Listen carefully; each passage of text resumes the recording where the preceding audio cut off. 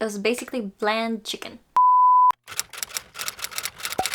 Hello my book besties and hello my feral readers. Welcome or welcome back to my channel. My name is Emma Sue. If you didn't know, it is officially the end of March, which means it is time to do our monthly reading wrap up where I go through all the books that I read this month, tell you a little bit about each book to the best of my memory abilities, what I thought about those books, how I read them, whether it be a physical, on Kindle, on audio, or a combination, and what my ratings are for each one. Now let me see how much I actually read this month. I read 1, 2, 3, 4, 5, 6, 7, 8, 9, 10, 11, 12, 13, 14, 15, 16, 17 books this month. And from the looks of it, my mood reading was on overdrive because we went from contemporary romance to dark romances to fantasy romance, then to dark romance again, then contemporary romance, and then more fantasy romances, and then one high fantasy actually that we did read. What apps do you use to keep track of your reading and your reviews? Because I use Fable and Goodreads. Goodreads because it's the most well-known one. Everybody still uses that one. And Fable because it is very organized. I like the way it looks. It's very clean and aesthetic. And I like the fact that I can give reviews using a 0.25 system as well. So I can give 4.25s, 3.25s, 4.5, 4.75, like that. I really enjoy that about Fable. Also, it just looks so pretty. Like, look, it keeps track of all the books I've read so far this year. And also, this is not sponsored, by the way. I just really like this app and I just want more people to use it because I want to make more friends. So if you guys have Fable, please add me. I want to be mutuals. I want to see what you guys are reading, what your thoughts are on each book. And also, I like to keep track of my reading streak. This is pretty cool. It keeps me motivated every day to read, even just a little bit. And I really like that. I feel like I'm playing a game with myself. Like I'm beating my high score. In a sense, like if I lose a streak, I'm gonna be so sad and I'm gonna try to beat that streak next time. So this is the longest I've had, is 91 days. I'm gonna do the physical copies first because I feel like that'll be easier for me and my editing as well. So you're welcome editing me. Now to start off the wrap up, I feel like I should explain myself with this first book. It is part of a trilogy, a very famous, well-known high fantasy trilogy. It is The Popular by R.F. Kuang. I feel I need to explain myself because I didn't read the other two books this month, and that is because my best friend had asked me to do a buddy read on this trilogy, and the best friend that I am, you know, the greatest friend that I will not leave her behind. So even though she's still in the first book, I'm not gonna chug ahead, you know? I'm not gonna choo-choo ahead. Jemmy, if you're watching this, I love you. I did love this though. I gave this 4.5 stars. Now, if you didn't know, this is a high fantasy book, so it involves mostly around the political intrigue of the world. And this one follows a war orphan named Rin. And she secretly takes a national test in order to escape an arranged marriage that her smuggling opium parents have forced her into.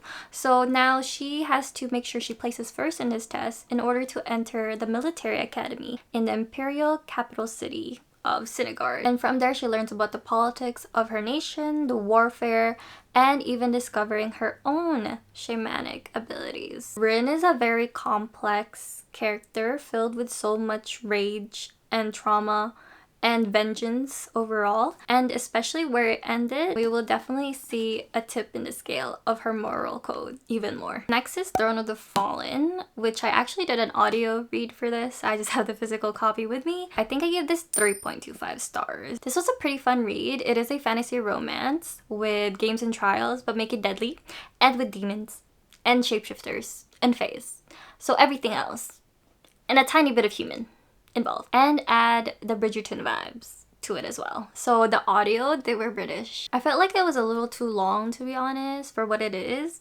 It felt like it had a lot of filler moments, in my opinion. So I would recommend this for you if you were wanting a very fun, lustful time, because that's what it really is. The romance in this felt very more of a physical attraction than an emotional one. So if you just want a fun time, this is the book for you. The next two books are actually the last books in the Chestnut Spring series by Elsie Silver. Reckless I gave 5 stars. This was a very surprising read for me, especially with the trope that it has, which is accidental pregnancy, which I don't usually steer towards, but reading it from this was surprisingly pleasant. I think it's just how well written it was that I actually really enjoyed it. This follows Theo Silva, which is the prodigy that Rhett from Flawless ends up teaching and coaching and all that, and Winter Hamilton, which is Summer's sister from Flawless as well. They actually meet at a gas station while Winter was on her way to see her sister at the ranch. I don't want to say too much on how the accidental trope comes about because you need to read it to find out. I just really love their dynamic. Winter is very icy and closed off, while Theo is very persistent and open and wants to thaw out the ice that Winter always puts up. So I love this couple so much. Theo is probably my favorite Elsie Silver man as of right now. Now Hopeless by Elsie Silver. This one, I was a little disappointed with this one because for it to be the last book, I expected a lot from it. And it did not deliver. I gave it 3.75 stars. The reason I didn't give it a low rating because I just love Elsie Silver's writing overall, but the plot in this was just not for me. I really did enjoy Bailey's character, which is the female main character in this. She's very forthcoming, has such great wit. Her comebacks are hilarious. Bo, on the other hand, I couldn't really feel interested in him whatsoever, especially with the nickname that he gives Bailey, which is Sugar Tits. At one point, I thought it would get better because he just started saying sugar. But then he keeps calling her Sugar Tits. And I was like, yeah, and this man's not for me. No. And the plot, I couldn't even tell you what the plot was. I know there was fake dating. No.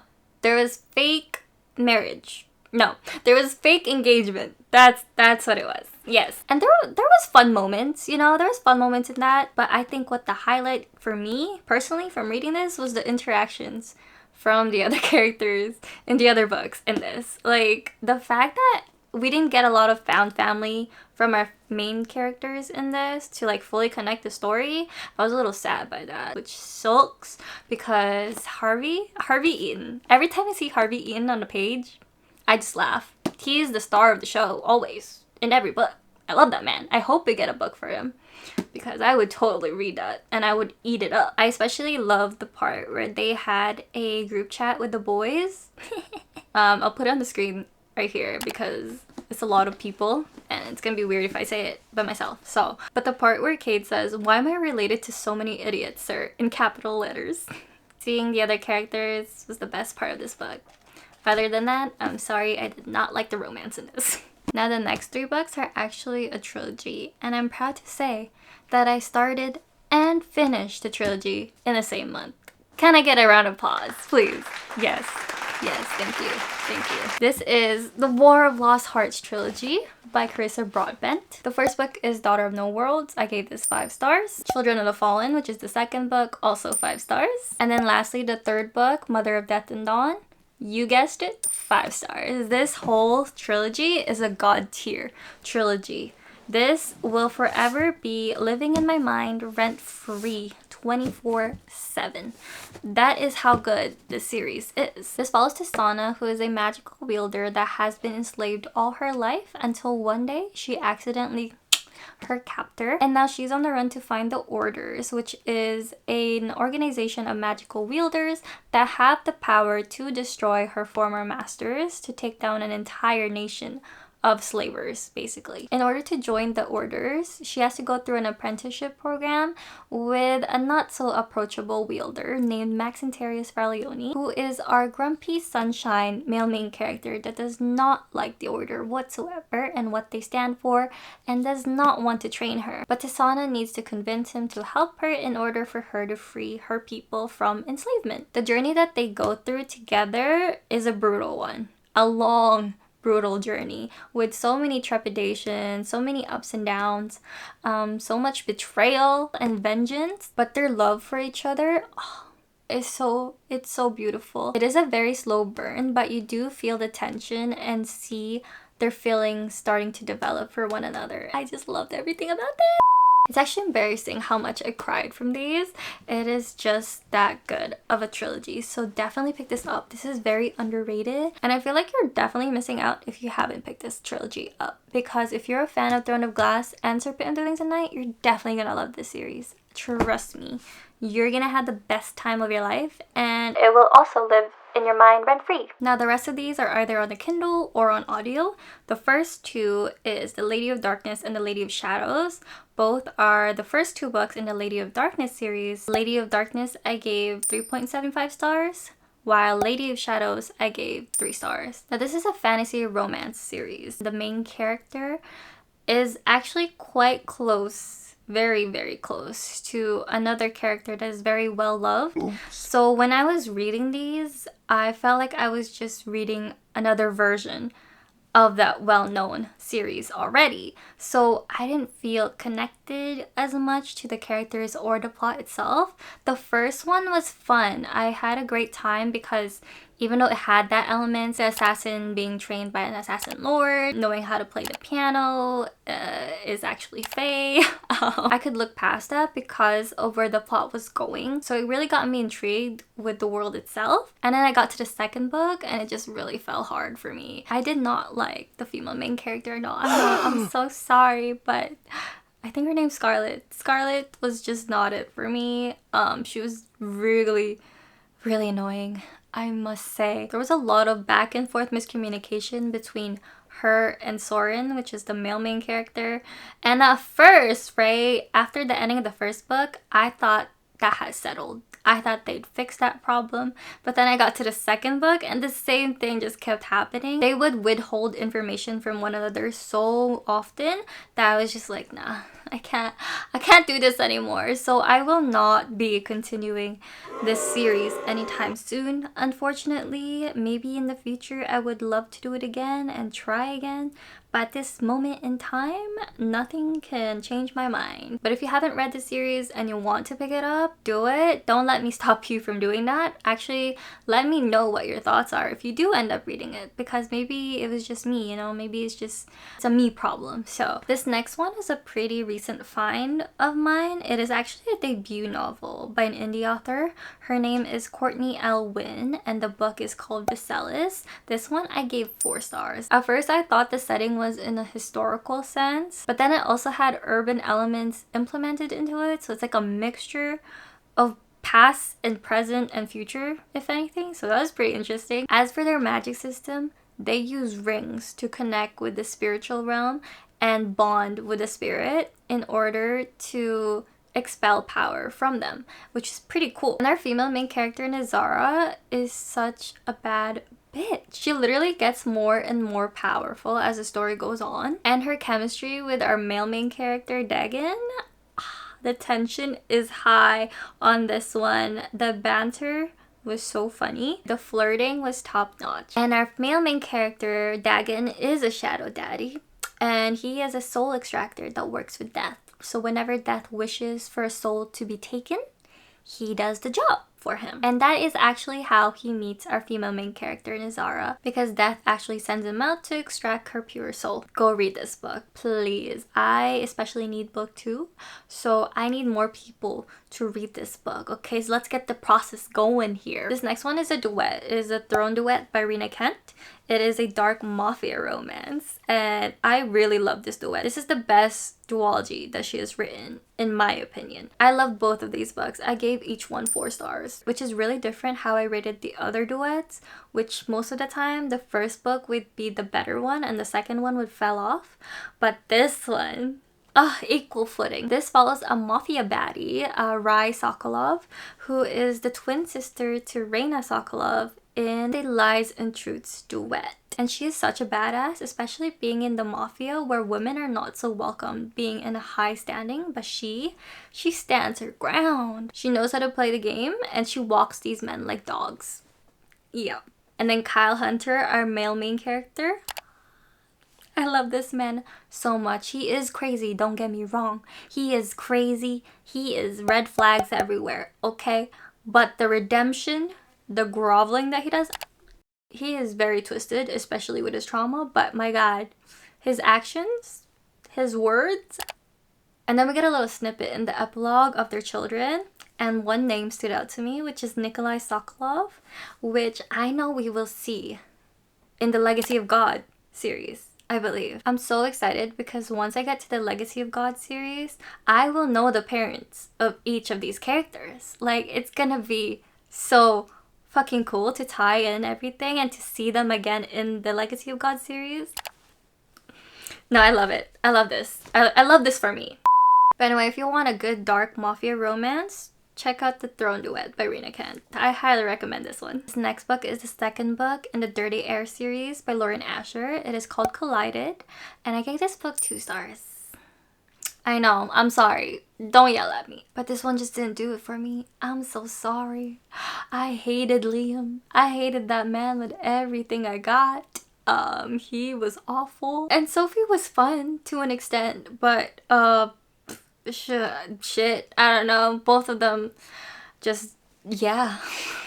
The romance was very rushed and cheesy and overall just a mess, which is pretty funny because the book is almost 500 pages long and it gave nothing. It was basically bland chicken. Now the next 4 books are actually a completed dark romance series by Rina Kent. It is called the Empire series. The first one I gave 3 stars, which is the Empire of Desires. This one was a time, to say the least. The main reason I didn't enjoy this book as much as I thought I would is not because of the age gap, and it's not because the male main character is her dad's best friend.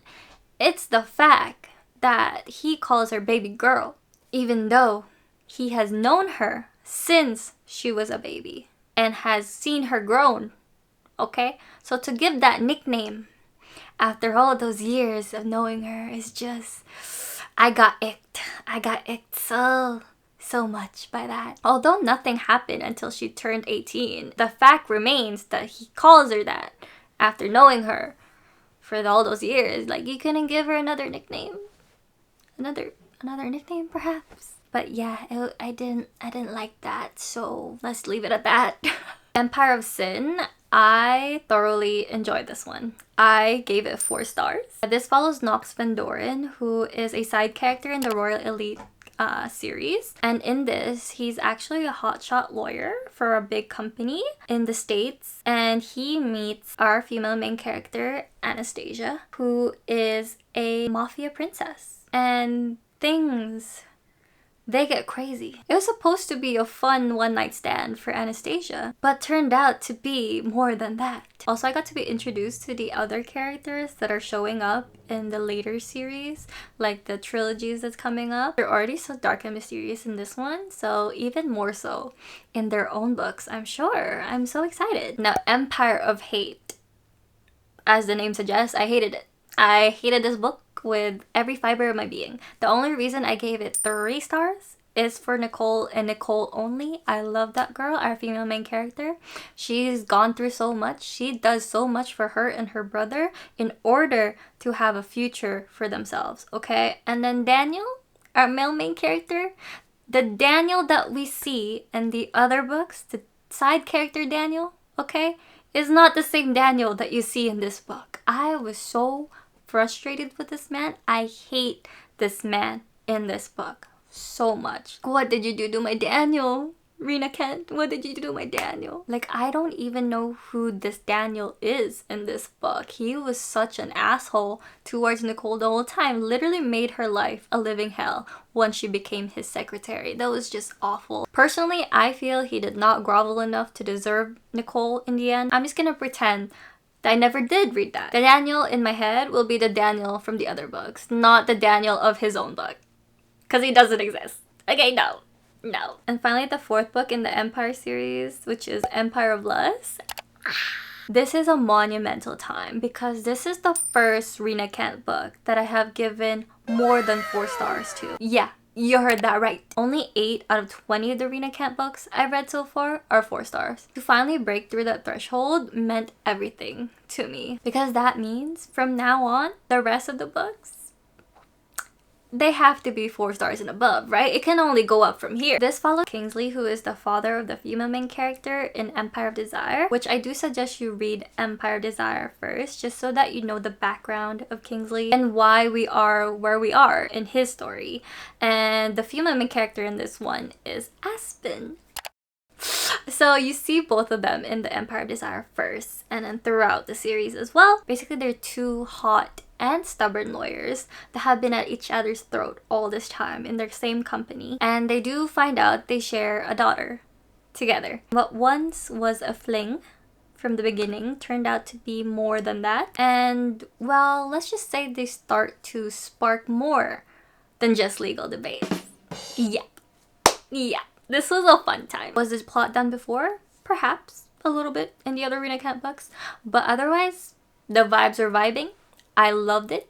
I'm so happy with this read and I cannot wait to read the trilogies next. So those are all the books I read this month, besties. If you guys read any of these books, let me know in the comments. Let me know your thoughts about them. And if you're planning to pick any of these books up, let me know as well. Otherwise, I love you and I'll see you in my next video. Mwah!